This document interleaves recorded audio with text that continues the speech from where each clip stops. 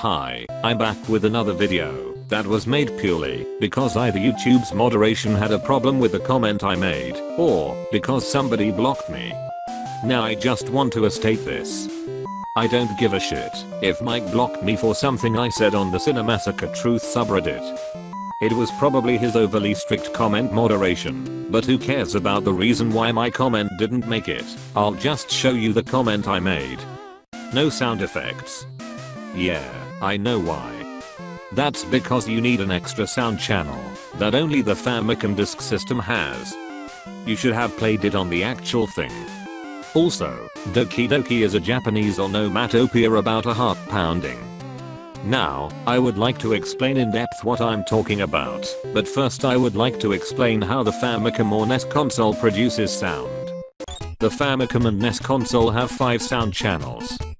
3 of the sound channels are for simulating instruments, although the triangle channel can only produce one type of sound, and that's why it is often used as the equivalent of a bass instrument on a song. The last 2 sound channels work differently. The noise sound channel is called noise because you can't use it in the same way you can use a musical instrument. Using the noise sound channel to play a melody would be the equivalent of trying to use a drum to play a melody. It obviously doesn't work like that. All the noise channel can do is simulate drums and noises like lighting or water noises, for example. Here's an example of what happens when you use the noise channel for something that the noise channel cannot do.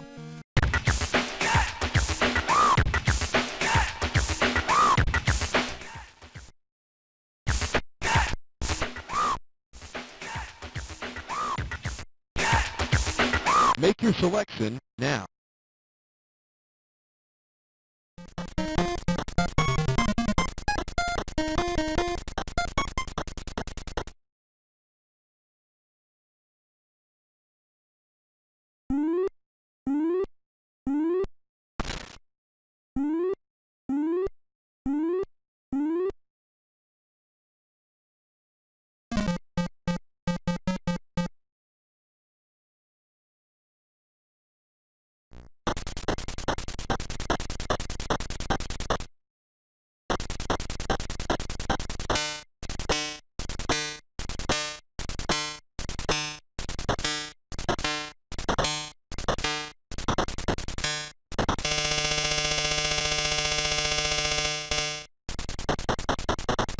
So yeah, now you know why the jumping sounds in Action 52 are so bad, because they use the wrong sound channel to play that jumping sound. But we are getting too off track here, so I'll quickly say that the ADPCM sound channel is basically just like a tape recorder. It can play any pre-recorded sound, like voices, real drums, and a real bass that you often hear in those NES games by Sunsoft. Now what does this have to do with the Famicom Disk System? Well, when Nintendo made this add-on, they actually added a new sound channel that is more advanced than most of the regular 5 sound channels on the console, because it can produce a lot more types of sound.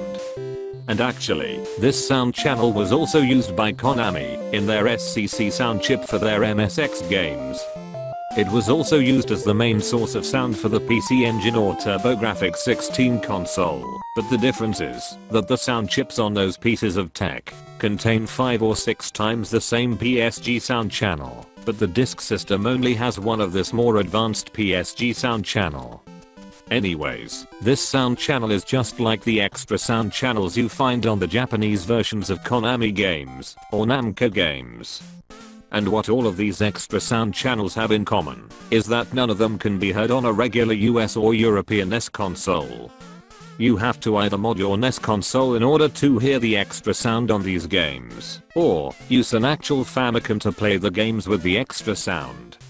The third option is, you can buy a high quality clone console like the Retro AVS from Retro USB, or the Analog NT, and maybe even the Brazilian Phantom system or the Russian ND, because these clone consoles are not going to have this issue of missing extra sound channels in the audio. Or, you can just use an emulator that has extra sound support. Now you know why Mr. Big Dick Meme over here didn't get to hear the weird ass sound effects of the game, because those are made with the extra PSG sound channel. When Nintendo adapted this game for the Western market, they had to completely modify how the game plays certain sound effects.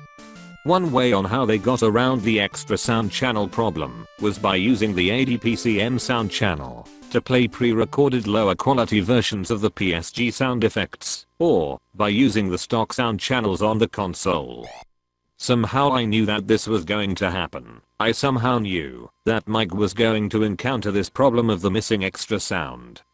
And mind you, it has been a while since I watched his content, but he's still doing the same stuff, including those annoying ass moments where he's obligated to say thank you for the Twitch money, Mr. Alien Ass. You can get Amazon stuff for free.